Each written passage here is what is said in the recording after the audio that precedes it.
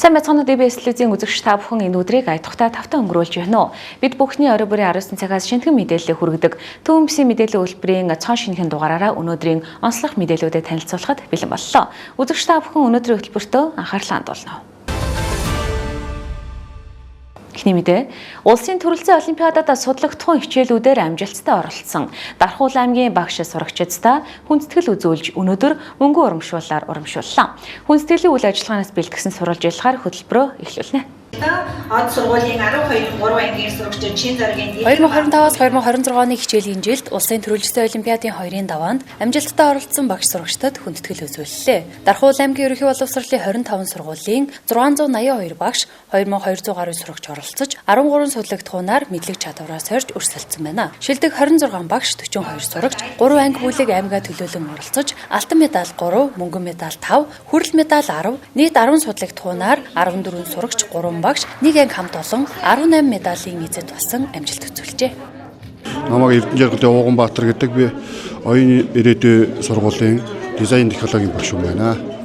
Нэг техник технологийн 27 дугаар олимпиадад төсөлгөөлийн багшийн төрөлд өрсөлдөөд 21 аймаг 9 дүүргээс шалгараад тэргүүн байр хүртсэн. Манай Дархуул аймаг бол техник технологийн олимпиадад нийтдээ алтан мөнгө хүрэл 3 медалийн эзэд болцгоосон. Нисэх цагаараа нэг хүүхэд хүрэл медаль аваад төсөлгөөлийн төрөлд нэг хүүхэд мөнгөн медаль аваад нийтдээ багийн дүнгээр улсад 3 дугаар байранд орсон амжилттай ирлээ. Бахтүлэгт гэдэг оюуны ирээдүйн сургуулийн биологийн багш. Биологийн 36 дугаар олимпиадад хүрэл медаль хүртсэн. Өмнө 35 дугаар олимпиадаас мөнгөн медаль хүртчихсэн. Шавндрынаас ямар манай сургуулиас оюуны ирээдүйн сургуулийн сургамаа агшин бэлтгэсэн Мандахоо гэж сурагч хүрэл медаль хүртсэн. Өмнө бас 3 сурагч олимпиад амжилттай оролцсон. Намайг 5 дугаар ангиас хойш цэрэн багш бэлтгэсэн. Ер нь бол бага ангиараас хичээж явсан болохоор англи суур амар сайн байсан. Өсөөд явах тусмаа англиг илүү сайжруулаад явсараад ингээ IELTS 8 оноо мөнгө медаль авч чадсан. Ер нь гадаад гарагта баярлалаа. Тэгээ бэлтгэсэн багш зэрэгтэй бас баярлалаа. Би Дархан Эмпати сургуулийн 11 Б ангиас сурдаг. Би амар жаргал авахтай хүүхдэнэ. Тэгээ би болохоор энэ жил улсын төрөлцсөн олимпиадад ороод мөнгөн медаль орж ирсэн. Тэгээ аймагт алтан медалаар ингэж явсан байгаа. Тэгээд өнгөрсөн жил би анх энэ олимпиадад оролцож хүрэл медалийг авсан байгаа. Тэгээ энэ жил алт авч улс руу явж мөнгөн медаль авсан байгаа. Зургийн төв. Антамаа огт орон мэлэг гэдэг. Би газар зүйн төрөл аймагтаа алтан медаль авч улсдаа хүрэл медаль авсан. 16 дуус. Намайг тусалт юмсан багш нар болон анги хамт олон эцэг эхэхтэй маш их баярлалаа. Газар зүйн хичээлийн дэлхийг судалдаг эрхлэлээр ямар боогт байх гэх мэтлэн эли сонирхолтой байдаг. Нөгөө Номин гэдэг тэгээд 2 дугаар сургуулийн 9 Б ангийн сурагч тэгээд улсын олимпиадаар оролцоо тэгээд улсын орос хэлний олимпиадаар оролцоо тэгээд 3 дугаар эрт орсон. Аймагтаа нэгт орсон. Нараа агштай баярлалаа, Лиза агштай баярлалаа. Тэгээд ангийнхантаа их баярлалаа. Намайг сайн бэлэгт овогтой мөнх хүлэн гэдэг. Би усан загвараар энэ аймагт оролцоод хүрэл медаль авсан. Миний онгоц бол торпедны катер D3 гэдэг онгоц байгаа. Тэгээ би оюуны ирээдүйн сургуулийн ган жаргалагчтайгаа нийлээд энэ онгоцыг хийсэн. Миний онгоц гэх юм бол деталь тал дээр нэлээд анхаарсан. Бүх эдэнгүүдийн мод төмөр ирсэн байгаа. Серво мотор энэ голдоо болохоор зүгээр ингийн тийм сэнснийхэн мотор байгаа. Тэгээд онгоцынхоо ингээд тэнцвэрийг ингээд сайн хадгалж ингээд хийх юм бол арай сайн явна гэсэн үг. Ер нь интернетээс хайгаал тэгэл явалтыг ингээд сайн хараад тэгээд өөрөө ч туршиж үзсэн. Саргаар авсан. Сайн бацхан намайг Алтан ууг огтой бэлхэмдэг. Би одоогоор оюуны ирээдүйн сургуулийн 9 ангид суралцдаг. Миний төрөл юм бол техник технологийн олимпиадын авт загвар төрөлд оролцсон байгаа. Би одоогоор 2 дахь жилдээ хичээлж байгаа. Эхний жилдээ болохоор хүрэл медаль, тэгээд энэ жил алтан медаль авсан аймагтаа. Миний машины хувьд гэх юм бол 4 дугаар маачны туслах орофтой. Тэгээд шаврын дэрттэй, туслах багжуудтай. Тэгээд запас дугуйтай байгаа. Тэгээд жишээлж ярих юм бол RB Cooper тэгээд Либотик хойно болохоор борховтой. Тэгээд бүх зүйлд нь онгоо. Одоо энэ машинхийн давуу тал нь гэх юм бол өдөрлөгтэй машин хөдөлж авах шаардлагагүй. Өөрөө яг ингэ хийчихнэ гэсэн үг. Миний машины доод явах хэд ингэ гэх юм бол 2-ын квадрат төмрийг яг ингэ хувааж ингэж гагнж хийсэн байгаа. Тэгээд оюуны ирээдүйн сургуулийн технологийн багш Баярсахан гэдэг багш байдаг байхгүй юу? Манайх шиг. Тэр багштай зөв хамтарч ийсэн. 3-4 сарыг зарцуулсан. Тэгээд яг санхүү зардал гэх юм бол 700,000 сая төгрөгийн зардал гарсан. Өнөөдөр медальт байрч шалгарч сургууль аймгийнхаа нэрийг гарган түүжээлсэн багш сурагчдад хүндэтгэл үзүүлж 500,000-аас 1 сая төгрөгөөр шагнал урамшуулсан байна. Дараагийн мэдээ Дархуул аймгийн гамшигын эрсдлийг бууруулах орон нутгийн зөвлөл 2026 оны 1-р улирлын тайлангийн хурлаа өнөөдөр хийлээ. Тус зөвлөл 2026 оны 1-р улирлд 6 төсөл арга хэмжээг хэрэгжүүлжээ.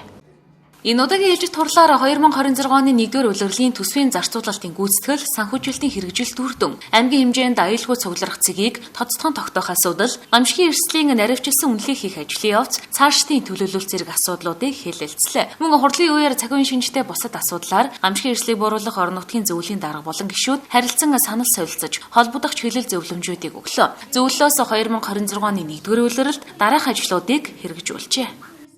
Нэгдсэн эмнэлгийн хүүхдийн тасаг дээр тэр 19 сая төгрөгийн нийгмийн хариуцлагын ажил болвол 2-3 өрөө дамнсан байдлаар цэвэр бохирын шугамыг татаж ариутгал халдваргүйтгэлийн онцгой байх ёстой стандартыг мөрдсөн энэ шаардлагыг хангасан ийм ажил гүйцэтгэлийг Ус сувг хувьцаат компани хамт олон хийж гүйцэтгсэн. За өндрөөс унах эрсдлийг бууруулах ийм ажлын хүрээнд бол 31 цонхонд нь решетк хийгдсэн. За дээр нь бас эмч мэрэгжилтнүүд маань хоёрхан няран пульс оксиметртэй удаан хугацаанд хэрэглэгдсэн. Нэг нь бол стандарттай нийцэж, нэг нь учир дутагдaltaй боллоо.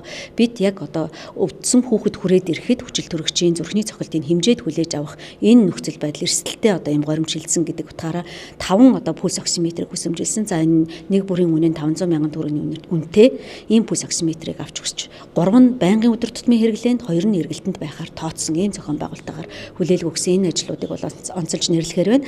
Жилийн ажлын төлөвлөгөөндөө тодтогсон 2 ажил хийгдлээ. Аюулгүй цугларах цэгийг бол тодтогч жилийн ажлын төлөвлөгөөндөө шинээр бид нар томьёолох шаардлагатай боллоо. Одоогоор бол 104 цэг байгаа. Нэмэгдэж ч магадгүй, хасагдаж ч магадгүй, дахин зохион байгуулалт хийгдэж магадгүй. За энэ ажил хийгдээд бодлогын бичиг баримт шийдвэр гаргалт нь аймгийн иргэдийн хурлаар ороод баталгаажахаар 2027 онд бид нар шинээр төсвөө батлахдаа нэг тогтчлтын ажлууд хийгдээд явах ийм дараагийн бодлого барьж ажиллаж байгаа. Тус зөвлөлөөс 2026 онд гамшигын эрсдлийн үнэлгээнд тулгуурлан төлөвлөсөн нийт 4 зорилт 17 арга хэмжээг нийтдээ 271 сая төгрөгийн төсөвтөөгөөр хэрэгжүүлэх юм а. Үзэгчтэй мэдээллийн хөтөлбөр цаг үеийн асуудлаараа бэлтгэсэн тодруулга ярилцлагаар үргэлжлэнэ. За үзэгч та бүхэндээ бид бүхэн Дархуул аймагт байрлалтай Бараат хогийн цэгээс мэдээлэл үзүүлэх гэж байна. Тэгэхээр өнгөрсөн шөнө буюу 2026 оны 4 сарын 14-өөс 15-ны шилжих шөнө бол Бараат хогийн цэг дээр галтун мөр дэгдсэн байна. За ямар шалтгааны улмаас галтун мөр дэгдсэн? Одоогоор яг 12 цагийн байдлаар тийм ээ галтун мөр бас хараахан бас цурманд ороогүй нөхцөл байдалтай байгаа юм шүү дээ. Энэ том мэдээллийг үзэгч дэлгэрүүлээд яриач. За өнгөрсөн яг таны сая эхэлсэн хугацаанд бол Бараат хогийн цэг дээр гал гарлаа. За тэгээд шалтгааныг нь тодруулахаар бид нар ажиллаж байна. За яг гал гарч байгаа үндсэн шалтгаан гэх юм бол яг доороос нь эсэлт явагдаад бас тесрэг дэлбэрэх ийм эрсдлүүд бас байдаг. За энэ гарсан галыг бол бид нар яг үнстэй цогтой үнс ч юм уу буусан те. За тиймэрхүү шалтгаанаас гарсан болов уу гэж бодож байна. Яагаад тэгэхээр бас энэ дээр яг хог асгаж эхлээд удаагүй байсан нэг 20 гаруй хоног жисэн. Тэгэхээр ингээд доороосоо тесрэж дэлбэрэх эрсдэл байхгүйсэн гэсэн үг. Тэгэхээр өнгөрсөн дөр 1 цагийн орчимд бол гал гарсан. За тэрнээс хойш манайх мэдээлэл аваад ирээд 2 техник, за 2 оператор, за тэгээд инженер техникийн ажилчид бол хүртэл ажиллаж байна. Ямар ч ил гарч байгаа дүрлэлсэн галыг бол дараад ингээд уугалтуудын дараа шороогоор дарж болоод явж байна. За онцгой байдлын газраас шинэ техник хүн хүч хэрэгсэл ирж ажилласан байна. Нэмэлтээр ажилласан баг. Тэгээд үзэгчдтэй бас та хэлвэл тийм ээ. Юу гэдэг онцгой байдлын газраас ямар тохиолдолд ирж ажилдیں۔ Дархуул аймгийн хогтээвэрийн газар болохоор яг ийм галтун мөр гарах үед эрсдлийг тооцоолоод бас ийм хүн хүч техниктэй байдаг гэсэн мэдээлэл яваад байна л да. Үүн дээр үзэгчдэд танилцуулна. За тэгэхээр яг өнгөрсөн хугацаанд бол яг онцгой байдлаас ирж унтраадаг байсан. За тэгээд 24 оны 11 сараас хойш бол ерөнхийдөө онцгой байдлын газраас ирж унтраахаа болсон. Бид нар ч гэсэн дуудлага өгөхөө бол ер нь болсон. Яг тэгэхээр ирээд яг онцгой байдлын байгаа техникийн хүчин чадлаар усаар унтраах боломж байдгүй. Тэгэхээр бид нар яг энэ шороогоор дарж болж унтраах гэдэг бол аргыг хэрэгжилж байгаа. За ингэхдээ бол өдөр тутам бид нар бол хяналт тавиад явж байгаа. За доороосоо хөрсөөсөө халж гинүү алахгүй байна уу? За ил гал гарах эрсдэл байна уугүй, цогтон үнс бууч буугүй юу гэдэг ингээд хяналтыг тавиа явчих. За цогтон үнс буусан үед бол яг тэр хэсгээр нь одоо таслаад унтраагаад ингээд өдөр бүрээр нь бол иймэрхүү эрсдлүүд байгаа. За тэр болгоныг бол одоо бид нар техник хүн хүчээ ашиглаад бол ингээд аваад явж байгаа хэмжээ. За энэ дээр бол одоо яг хогийг түрж бошлох ажил дээр бол одоо манай 3 том техник байгаа. Бульдозер, экскаватор, ковш гэдэг. Эдгээр маань өдөр тутам ингээд хогийг түрж уршлаад явж байгаа. За ингээд экскаватор маань бол одоо эндээсээ одоо хөрсийг хуулаад шороогоор нь буцаагаад болох ажлыг бол ингээд хийгээд явдаг. Тэгэхээр бол яг бид нар яг өөрсдийнхөө хүчин чадлаар л галаа унтрааж явж байгаа гэсэн үг. За дахин ийм эрсдэл үүсгүй байх тал дээр яг танаа одоо байгууллагын зүгээс хичээлүүлэх нь өдөртөг түвшний хүмүүст юу хүсмээр байна те. Одоо иргэд бол маш их бухимдалтай байгаа. Тэгэхээр бүхэл насны хүмүүсийн дарханчууд юм хортой одоо те нүүрс түвшлийн хийгээр амьсгалаад байна. Үнэр та нарын хувьд ч гэсэн маш хэцүү байна. Амьдрах одоо те таатай орчин нөхцөлд бас сүргээр нөлөөлж байна гэдэг байр суурь бухимдлуудыг маш их илэрхийлж байгаа. Тэгэхээр дараагийн түвшинд ийм арга хэмжээг одоо өрсөлдлийг үүсгэхгүй тулд яг яах ёстой юм бэ? За 24 оны 11 сарын хүртэлх бол одоо яг ийм уугалт бол байнга явагддаг байсан. За энэ дээр бол аймаг орон нутгийн удирдлагуудтай ярилцаад ер нь бол шороогоор дарж болоод ингээд гал гаргахгүй байх ажлыг хийя гэдэг байдлаар одоо бид нар төсөв тооцоололоо гаргаад тэгээд энэ механизмуудаа бол үндсэндээ ийм ажлууд руу оруулсан. Дээрээс нь одоо энэ барилгын одоо ухалгын ажил эндээс гарч байгаа шороонуудыг бүгдийн бараат руу татаж энэ гал унтраах, за хогоо дарж буршлах энэ ажил дээр бол арга хэмжээ авч байгаа. За ингээд шороогоор дарж буршлахаар одоо зөвхөн галны эрсдлээс одоо сэргийлээд зогсохгүй зөвхөн одоо энэ хогны тархалт хийсэх эрсдлүүдээс бас ингээ хамгаалж байгаа гэсэн. За тэгээд яг цаашдаа яах юм бэ гэдэг дээр бол яг энэ дээр аймгийн хэмжээнд ажлын хэсэг гарцсан ажиллаж байгаа. Тэгэхээр ажлын хэсгийн одоо ахалж байгаа хүмүүсээс бас дэлгэрэнгүй мэдээллийг авч болох байх. Тэгэхээр одоо яг цаашдаа энэ бараат хогийн зэг эндээ байх юм уу байхгүй юм уу ер нь яах юм гэдэг асуудлыг бол тэн дээр ярилцаад явж байгаа гэсэн. Иргэдийн зүгээс болохоор одоо салхин дээрээ байрлалтай гэх байнгын л одоо энэ хог бас зарим тохиолдолд их бах хэмжээр галт өмөр гараа шатдаг. Дандаа энэ муухай хорт тутаа орж ирдэг. Бараат хогийн зэгийг нүүлэхгүй мө гэдэг асуулыг өстой олон жил дархамчууд ярьж байгаа. Тэгэхээр энэ төвшин бол ярины хилцээрийн төвшөнд явж байгаа гэж ойлгож болох уу? Та хог тээврийн одоо газрын зүгээс ямар байр суурийг баримталж байгаа юм бэ? Яг энэ бараат хогийн цэг маань угаасаа яг Дархан хоттой яг тэнцүү насжилттай ийм бараат хогийн цэг байгаа. Тэгэхээр энэ дээр яг одоо нэг хүн ам сууршлын бүс тэлэх чинээгээр одоо ингээд энэ хот сууринтайгаа ойрхон болчихж байгаа. Тэгэхээр энэ яг цаашдаа бас яалтчгүй одоо шийдэх асуудал болчиход байгаа. Тэгэхээр энэ дээр одоо түрүүн хэлсэнчлэн яг ажлын хэсэг маань энэ дээр шийдлүүдэд ярилцаад төслийн хэмжээнд бол ажил явж байгаа. Манайхаас одоо баримталж байгаа одоо ажил юу юм бэ гэхээр ерөнхийдөө л өдөр тутам одоо энэ хогийн цэгээ эмх зэгцтэй байлгах, за гал гарахгүй эрсдэлээс хамгаалах, за аюултай хог агил буулгахгүй байх, тэрэн дээр нь хяналт тавих те зохион байгуулалтын ажлуудыг л хийж ажиллаж байгаа гэсэн. За цогтой үнс унсан гэдэг мэдээллийг өглөө те. Энэ мэтчлээ ер нь одоо яг энэ бараат хогийн зэг дээр хогоо ярьж хасгаж байгаа иргэд аж ахуйн нэгж байгууллагуудын буруутай ч юм уу үйл ажиллагаанаас үүдсэн ямар шалтгаанууд юу байдаг юм бэ? Та бас нэг одоо анхааруулж хэлээч те өрсөн сэргэлгүүднээс. Тэгэхээр яг энэ дэр одоо жишээ нь зарим үед одоо нөгөө манай гэр орооллоор тавьсан байгаа зарим ингээ хогийн бункер шатдаг да тий. За тэр хогийн бункерийг одоо зарим шинэ жолооч нар ч юм уу эсвэл шинэ ажилчид ингээд мэдхгүй байдлаар заримдаа буулгах эрсдэл байдаг. За нөгөө талаасаа иргэд маань бас ингээд цогтой нурамтай хүнс авчиж буулгах ч юм уу ийм эрсдлүүд л байдаг. Бусад үед бол халууны нөхцөлд бол одоо доороосоо хөрснөөсөө одоо халалт өгөөд төсөрч хэлбрээд гал гарах эрсдэл байдаг. Тэр нь бол харьцангуй гайгүй болцсон. Яагаад тэгэхээр шороогоор дарж болоод байгаа учраас. За тэгэхээр бас зориудоор бас зарим нэг талаасаа энэ гал гаргаад байгаа асуудлууд бас байгаа. Энийг яг эзний тодорхой олоогүй учраас бас бид нар хүнийг гүтгэж бас болохгүй байх. Энэ дээр бас тодорхой хэмжээний нэг 20 орчим хүмүүс бас энэ дээр хог түүдэг. За энэ давхир ялгадаг. За эндээс бас амжиргаа залгуулж байгаа хүмүүс бас байгаад байгаа. Тэгэнгүүт нөгөө талаасаа яаж байгаа гэхээр хог эдлийн тухай хуулийн дээр бас энэ рүү ч одоо энэ хүн мал нэвтрэх ёсгүй ингээ хойшлээ заагаад өгсөн байна.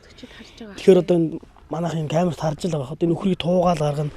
Яг л өглөө ажилдаа ирж байгаа юм шиг ингээл хаалгаар ороод ирдэг. Энэс өдөр тутам ингээл манаач байнга л хөөж гаргаж идэг. Сая түрүүхэн хүртэл бид нар хөөж гаргаад буцаал ороод ирсэн ингээд. Тэг хүмүүстэй хариуцлага тооцсон ихээр одоо жишээ нь дархан сумын сүүршлийн бүст хамаардаг одоо энэ орхон сумдаа хамаардаг ч юм уу те. Иймэрхүү бас байдалтай байгаад байдаг. Тэгэхээр энэ дархан сумын хэмжээнд бас энэ мал одоо хашаад ногоон байгууламжаа хамгаалаад байгаа шүү дээ. Хот суурин бүслүүг ингээ оруулахгүй гээд. Тэрэнд бол манайх хамрагдаж байгаа юм. Тэгэхээр одоо бид нар бас дархан сумлууга хандаад манайх бас ингээд энэ малыг хашаад иргэдтэй ингээд харилцаж ажиллаад ингээд болохгүй гэдэг талаасаа ингээд ойлгуулад ингээд ойлголцоод явъя гэдэг байдлаар хүсэлтээ өгөөд одоо тэр нь бол одоо Дархуул аймаг иргэдийн урлаар орж батлагдчихэж бас манайх хаших хэрэг нь үүсэх юм бил. Тэгэх юм бол яг иргэдтэй нуулзаад танаа мал орчлоо ингэчлээ тэгшлээ гэдэг ингээд харилцаад болохгүй талаас нь ингээд ойлгуулад явчих боломжтой. За иргэд маань тэгээд энэ Бараатогийн цэг дээр аль болох ингээд цогтой үнс битгий буулгаараа за санаатаа санаагүй ингээ гал алтгаас болгоомжлоороо одоо энэ давхар ялгаж байгаа хүмүүс нь ялангуяа энэ одоо зис гуйл гаргаж авах мэтчлийн одоо бас тэр утас кабелүүдийг бас шатааж агаад бас энэ гал алдах эслүүд байгаад байгаа. За тэгээ энэ дээр одоо бид нар өөрсдийн хэмжээнд ямар арга хэмжээ авах гэхээр өндөр чанартай нэгтэрчлээ бас камержуултыг бас хийх гээд бэлтгэл ажил хангацсан явж байна. Тэгэхээр одоо энэ сарда багтаагаад бид нар бас энэ камержуултын системээ нэвтрүүлчих юм бол бас яг гал гаргахад одоо цаг алдахгүй мэдэх. За цаашлаад яг ямар шалтгааны улмаас гал гарсан гэдгийг бас илүү наривчлалтаа тогтоох боломжтой болно гэсэн. За баярлалаа. За үзэгчтэй дахиад нэмэлтээр бол онцолж хэлэхэд өнөөдөр бол 2026 оны 4 сарын 15-ны өдөр жишээлбэл өдрийн 13 цагийн орчимд яг энэ Бараатогийн цэг дээр 20 орчим тонны өхөр бол ороод ирчихсэн. Яг хогийн цэг дээр ингээд хог идэж байгааг та бүхэн нүдэрэ харж байна. Тэгэхээр энэ юу гэсэн үг вэ гэхлээр малчин иргэд маань та бүхэн өөрсдөө малаа хаашаа тууж байгаа те малдаа одоо те хариулахтай байгаа чи анхааралтай байгаа чи гэж хэлмээрэн. За цаашлаад эдгээр өхөр маань хэрвээ одоо те хог идэж байгаа бол энэ одоо хүрээс гарч байгаа сүү бүтээгдэхүүнүүд за энэ хөрнүүдээс гарах бол мал махын одоо энэ чанарын асуудал ч гэсэн яригдж байгаа учраас малчин иргэд та бүхнийг ч гэсэн үүн дээр өөрсдийнхөө зүгээс хийж болох зүйлүүдийг хийж одоо тэ хариуцлагатай байгаарай гэж та бүхэндээ уриалах байна.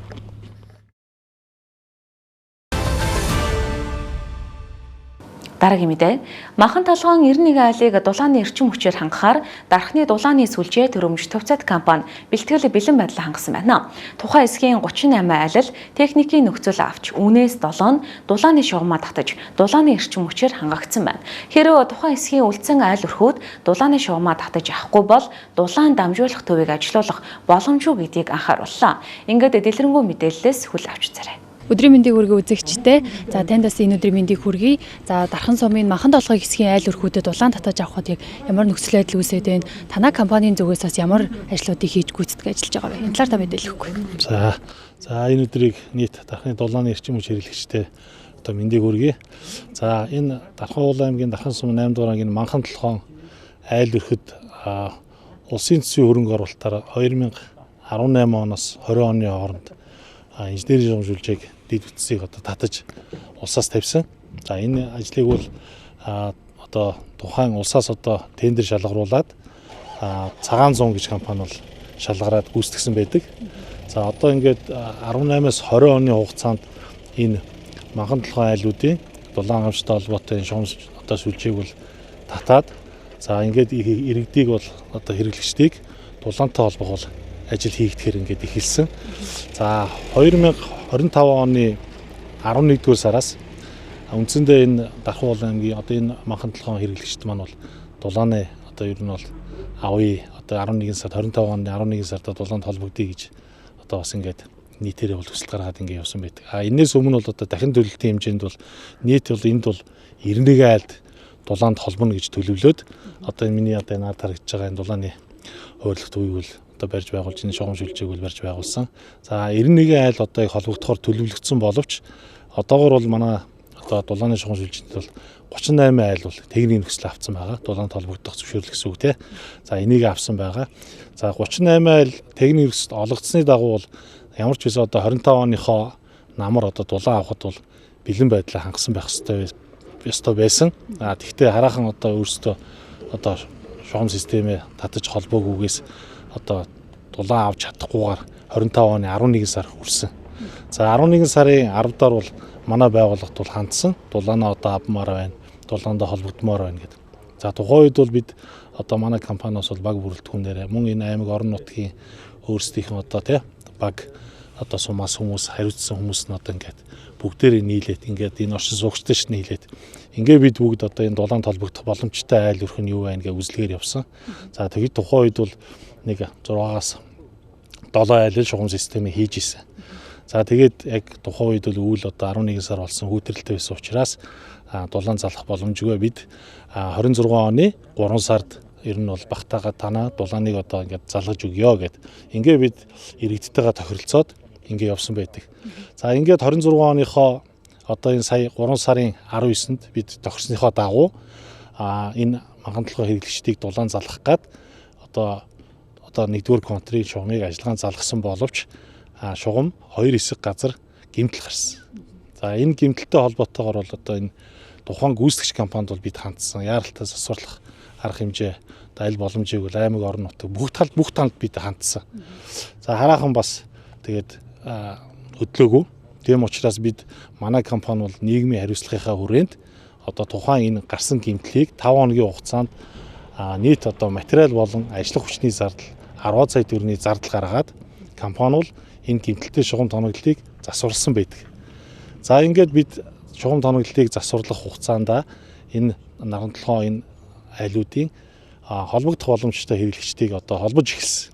Арагшаа 2-р контр гэж байдаг л да бидний хэлгээр бол. За энэ дээр бол шугам системийн усаар дүүргээд за нөгөө нодлонгийн намар ярьж байгаа айлууд маань холбогдох айлууд хэр боломжтой байна гэд ингээд бид бол явж эхэлсэн. За тэгээд бид сая энэ 4 сарын 13-наас 1-р контрын гэмтэл устгаснаас хойш 2-р контр дээр шугамаа дүүргээд ингээд 4 сарын 13-наас бид энэ айлуудаа залгаж эхэлсэн. Мөн энэ ард харагдж байгаа дулаан урилах төвийг ажиллагаан залгасан. За ингээд ажиллагаан залгаад энд одоо үндсэндээ 3 одоо салаа шугам байдаг. Одоо энэ айлууд руу явсан 2-р контрын шугам. За энэ дээр бол бүх шугам систем дүүргэлт энэ дүүргэлтийн ажилтай холбоотойгоор одоо бас компани дээрээс бас биднээс өчнөө зардал гарсан. Эн чинь бол одоо манай компаниас гарах болон зардал биш байхгүй юу? Эн чинь улсын төсвийн хөрөнгөөр тендер шалгараад хийцэн компани хийх ёстой ажил. Гэвч бид өнөөдөр хэрэглэгчтэй бодоод энэ дулаанд бас холбуулчих. Нийгмийн хариуцлагынхаа өрөөнд бид өөрсдөө зардал мөнгөө гаргаад ингээд энэ 2-р контр дээр 1-р контр дээр гарсан гэмтлүүд дээр үндсэндээ бараг 10 сая төгрөгийн одоо зардал гаргасан байна. Ажиллах хүч болоод материалын зардал. За ингээд бид одоо ингээд залгаад эхэлсэн боловч одоо яг үндсэндээ нөгөө 91 айл холбогдох ёстой газарт 38 айл нь техник нөхцөлөө авцсан зөвшөөрлөө авцсан байдаг. Зөвшөөрлөө аваад 38 айлаас холбогдох ёстой боломжтой айл нь байгаад байтал одоо үндсэндээ нэг 7 айл л холбогдоод байна. Бид 14 сарын 13-наас энэ 2-р контрын айлуудад дулааны залгаад эхэлсэн боловч одоогоор өнөөдрийн байдлаар өнөөдөр одоо 15 ингээд 15-ны байдлаар бол 7 айл дулаан залгагдсан байна. Тэгэхээр үндсэндээ одоо энэ 7 айл энэ 91 айл зориулагдсан шугам тоноглол маань одоо энэ ард харагдж байгаа дулаан урилгатууд дээр ажиллаж байгаа энэ тоноглолууд маань үнэхээр одоо бид 7 айл зориулгдаг учраас энэ арын тоноглол дээр бол маш их хэмжээний зардал гарч байна. Тэгэхээр та бүхэнд одоо энэ юунд оруулаад үзүүлэх дулаан урилгах руугаас бодит байдлаар үзүүлээд одоо энэ манхан толгоон 91 айл зориулагдсан дулаан урилгах төв энэ бүрэн тоноглолууд ингээ ажиллаж байгаа. За энэ тоноглолууд маань өнөөдөр одоо цахилгаан эрчим хүчний зардал дээр хоногт 200 мянган төгрөгийн цахилгаан эрчим хүч гарч байгаа. За үндсэндээ хоногт гарч байгаа цахилгаан эрчим хүчний зардал маань сардаа бол одоо ингээд бид нар үр ашиггүйгээр одоо ингээд 7 айл зориулагдаад явхад сард 6 сая орчим төгрөгийн цахилгаан эрчим хүчний зардал гарч байгаа. За мөн дээрэс нь одоо энэ дулаан урилгах төв дээр заавал ээлжийн машинистууд ажилладаг. Тэгэхээр 4 ээлжийн машинист одоо ажиллана, эйжент гарч ажиллана. Тэгэхээр 4 ээлжийн машинистын үндсэндээ сарын цалин бол бас 7 сая 200 мянган төгрөг болж байгаа. Тэгэхээр үндсэндээ ингээд зөвхөн одоо энэ 7 айл зориулагдаад 13-4 сая төгрөгийн одоо зардал гаргаж бид дулааны эрчим хүчээр одоо яг хангаж ийн гэсэн үг. Тэгэхээр одоо яг энэ тоноглолууд ингээд ажиллаад 7хан айлыг бид нар энэ одоо том тоноглолоор хангачаад одоо нэг айлаас бид нар бодоод үзье. Дулааны эрчим хүчний сарын төлбөр зүгээр бараг дунджаар бодоод үзье. 100 мянган төгрөг гэж бодъё. Тэгэхээр 7 айлаас сард дулааны төлбөргээд 700 мянган төгрөг төлөгдөж сарна да. Тэгэхэд манай компаниас гарч байгаа зардал бид нар бол одоо хэрэглэгчтэй бодоод энийг ажилуулсан бол ажилуулсан. Бид нар одоо гарсан гэмтлийг устгасан. Ингээд өөрсдөө нийгмийн хариуцлагынхаа хүрээнд бүх юмыг хийгээд байхад иргэд маань одоо шугам системтэй холбогдохгүй байна. Дээрээс нь 7 айл зориулагдсан одоо нэг бас би хэллээ те төлбөр тооцооны хувьд нэг 100 мянган төгрөгөөр бодоход дулааны төлбөр сар 100 төллөө гэхэд 700 мянган төгрөг энэ айлууд төлнө гэсэн үг. Тэгэхэд манайхаас гарч байгаа зардал 10 сая төгрөгийн зардал гарч байна. Тэгэхээр энэ бодоод үзэхэд бас харьцангуй ойлголт байгааз.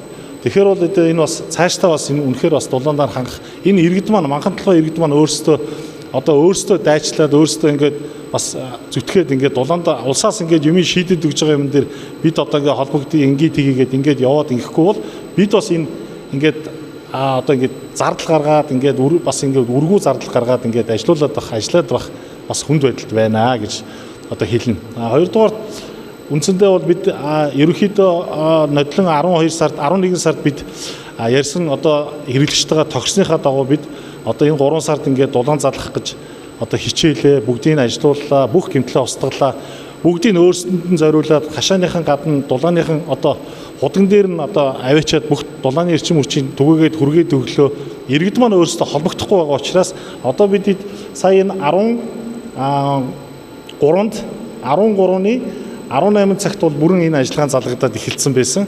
За одоо ингээд туршаа одоо ямар бидний нөгөө техник ашиглалтынхаа дүрмийн дагуу яг уу энэ тоноглолыг ажиллагаан зарлагаад туршилтын нэг 72 цагийн хугацаа байдаг.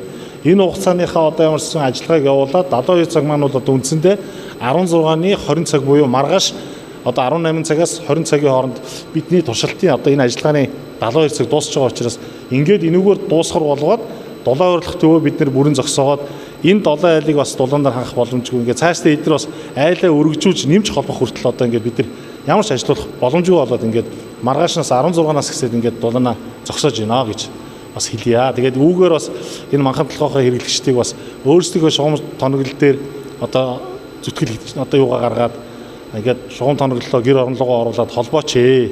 Тэгсний дараа бид ажиллахгүй бол долоохон айл бид нар энэ том тоноглолыг ажиллуулад байх боломжгүй байна гэдгээд хэлэх гээд байна. Холбогдоогүй байгаа айлууднаас мэдээлэл өгсөн таа.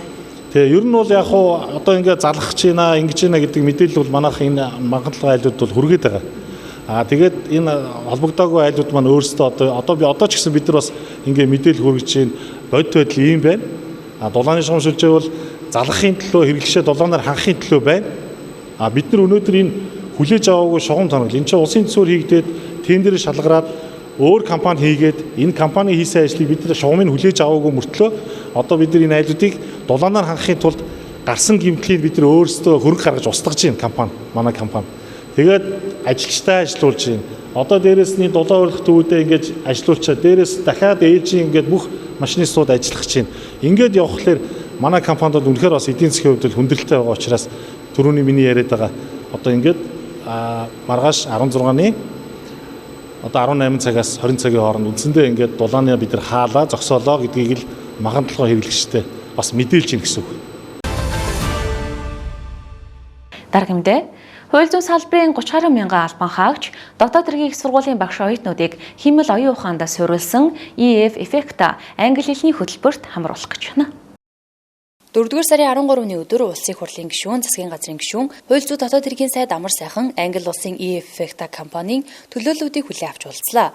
Уулзалтаар хууль зүйн салбарын 30 гаруй мянган албан хаагч дотоод хэргийн их сургуулийн 4,000 гаруй оюутныг химэл оюун ухаанд суурилсан онлайн англи хэлний төсөлд хамруулахаар талууд санал солилцжээ. Улсын хурлын гишүүн хууль зүйн дотоод хэргийн сайд Амар сайханы санаачилгаар Налайх Багнуур Баг хангай дүүргийн 10,000 хүн химэл оюун ухаанд суурилсан EF эффекта төсөлд хамрагдаж байгаа юм а. Бид Налайх Багхангай Багнуур дүүрэг туршилтын хөтөлбөр хэрэгжүүлж эхлээд байна. Туршилтын явцад сурагчдын үзүүлсэн үр дүн үнэхээр бишрэн байлаа. Энэхүү уулзалтаар хууль зүйн салбарын албан хаагчид дотоод хэргийн их сургуулийн оюутан залуусыг бид нэмэлтээр хөтөлбөртөө хамруулах талаар ярилцлаа. Боломжтой гэж дүгнэж байна. Монгол улсад хэрэгжүүлж байгаа бидний төсөл амжилттай хэрэгжиж байгаад маш их баяртай байна. Манай платформ нь англи хэл сурах боловсролын технологийн салбарт 30 гаруй жилийн туршлагатай бөгөөд хүмүүст англиар уншиж ярих бичих чадварыг зэрэг олгодог цогц шийдэл юм. Манай хөтөлбөрт хамрагдсан мэргэжилтнүүд ажлын байран дээрх харилцааны хэлийг сурах боломжтой. Бид хууль эрх зүй, төрийн алба болон бусад олон салбарт мэргэжлийн төвшөнд харилцаж буй хүмүүст зориулсан тусгай сургалтуудыг санал болгодог. Англи хэл бол дэлхийн хэл. Дэлхий дээр 1.5-аас 1.6 тэрбум хүн англи хэлээр ярьж бичиж харилцан ойлголцдог. Гэтэл манай улсын нийт хүн амын ердөө 5-аас 10% нь л англи хэлтэй гэсэн олон улсын судалгаа бий. Тиймээс монголчуудын англи хэлний мэдлэгийг дэвшлүүлэхийн тулд EF эффекта төслийг эхлүүлжээ. Бид e-эффектэ төслөө улс орон даяар нэвтрүүлэхэд бэлэн болоод байна. Хэмэл оюун ухаан технологийн дэвшил суурилсан e-эффектэ төсөл монголчуудад үр өгөөж өгнө гэдэгт итгэж байна. Манай компани дэлхийн 116 улсын 24 сая гаруй хүнийг англиар сурахад нь тусалсан. E-эффектэ компанийн төлөөллүүд Налайх Багнуур баг хангай дүүргийн 6800 гаруй сурагчдаас амжилт хичээл зүтгэлээрээ манлайлсан 30 сурагчдад батламж гардуулжээ. Батламжаа гардаж авсан 30 сурагч 80-аас 142 бүлэг хичээл үзэж төвшнгөө 1-ээс 4 шат ахиулсан амжилт гаргаж бусдыгаа манлайлж байна. Би Налайх дүүргийн 119 дугаар сургуулиас энэ эффектэ гээд энэ англи хэлний төсөлд орсон байгаа. Тэгээд би ойролцоогоор энд бараг 200 цаг зарцуулсан. Тэгээд 300-аас бараг давсан баха тийм хичээлүүд хийсэн. Тэгээд миний англи бүр амар сайжирсан. Бүр нэлээд сайжирсан. Энэ төслийг ингээд оруулж ирсэн бүх хүмүүстээ баярлалаа. Эффектагийн давуу тал гэх юм бол мэдээж ADAI байгаа. Эффекта дээр алдчихгоот ADAI-гаас юм асууж болдог. ADAI маш ойлгомжтой тайлбарлаж өгдөг. Тэр нь хамгийн том давуу тал нэсэн. Тэгээд өнөөдөр ингээд Лондонгоос хүмүүс ирээд уулзж байгаад бол би чинь юмыг хий гэвэл чаддсан байж тээ. Бусд маань ч гэсэн хичээвэл ингээд дахин боломж байгаа юм байна гэдгийг айгүй ихээр олж аваад тийм давтлал өндөртэй байна уу. Анх эффектийг ашиглаж үзээд төвшин тоглох шалгалтаа үзээд 6 дугаар левелийг авч ирсэн. Одоо төвшин тоглох шалгалтаа өгснөөс хойш 2 сарын дараа би 8 дугаар левел боллоо өгсөн. Эффект амар сонирхолтой юм. Тоглоом шиг ингээд амар амар байдлаар хурдан ойлгуулдаг. Тэр нь амар ойлгомжтой болгодог. Өнөөдрийн байдлаар би энэ сертификаттай маш их баяртай байна. Энэ сертификат нь миний 2 сарын үр дүнгийн тодорхойлох юм аа. E-эффектэ төсөлд хамрагдсан нийт сурагчдын 96% нь платформыг идэвхтэй ашиглаж байна. 17 хоногийн хугацаанд дээрх 3 дүүргийн сурагчид, 17 хоногийн хугацаанд дээрх 3 дүүргийн монгол сурагчид хэмэл оюун ухаантай 45,000 гаруй удаа харилцан яриа өрнүүлжээ. Цаашид E-эффектэ төслийг улс орон даяар эхлүүлэхээр зорин ажиллаж байгааг Улсын хурлын гишүүн Хууль зүйн дотоод хэргийн сайд Амар сайхан онцолж байлаа. 21 жилийн түүхтэй DBS телевизийн мэдээний алхнаас орой бүрийн 19 цагаас шинэхэн хөтөлбөрөөр танилцуулдаг мэдээллийн хөтөлбөр энэ дөрөд өндөрлөж байна. Үзэгчдтэйгээ маргааш шинэхэн дугаараараа эргүү уулзцгаая. Баяртай.